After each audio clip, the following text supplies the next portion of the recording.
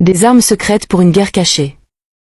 Dans l'intérêt du futur ordre mondial et de sa tranquillité, c'est une guerre qui ne dit pas son nom qui nous est livrée, avec pour but ultime le contrôle total des classes inférieures de la société, appauvries, sans travail, jetées à la rue, placées sous un joug et avec une éducation de plus en plus pauvre, afin que le fossé de l'ignorance ne leur permette pas de sortir du lot qui leur a été assigné le plus tôt possible. On voit bien la dégradation continuelle du système scolaire et la réforme à faire, la seule nécessaire et suffisante, pour que les enfants redeviennent performants, serait l'école le mercredi. De la même façon qu'après le scandale du Mediator et la commission d'enquête pour que cela ne se reproduise plus, on a gardé la corruption et les conflits d'intérêts, on a juste changé le nom de l'agence sanitaire. Si ce n'est pas se ficher du monde. Leur idée est de créer des serviteurs du système consentants et d'éliminer peu à peu les autres, d'un côté les élites, de l'autre des zombies.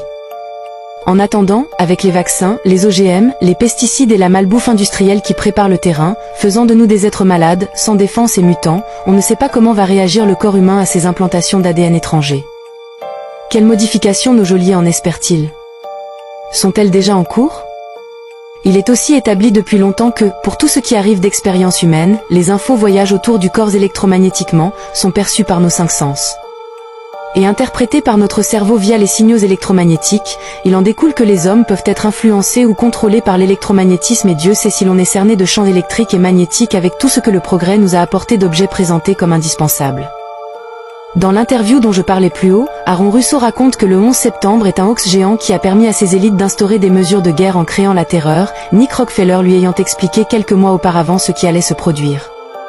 Il lui a aussi décrit leur but qui est de contrôler à terme tous les humains par l'implantation de puces RFID qui contiendront non seulement toutes nos informations, mais aussi notre argent. La monnaie étant supprimée, les réserves et les paiements passeront obligatoirement par la puce, ce qui permettra à nos maîtres de la bloquer en cas de désobéissance, et, dès lors, on ne pourra plus rien faire, même plus acheter de quoi manger.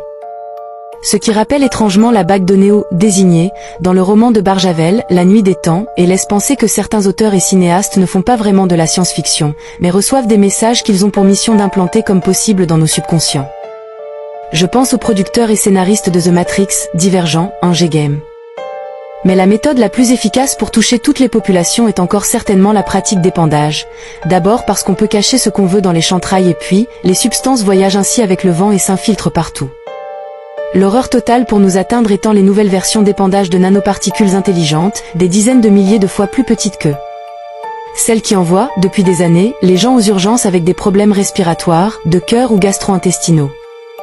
Décrit par le scientifique John Storroll de l'université Rutgers comme interconnectés, flottant dans l'atmosphère et avec des capacités de navigation dans les 3 dimensions, ces nuages de particules microscopiques de computers communiquant entre elles et avec un système de contrôle pourraient ouvrir des perspectives inimaginables, d'autant que c'est relativement bon marché, à peu près le même prix qu'un kilo de pommes de terre.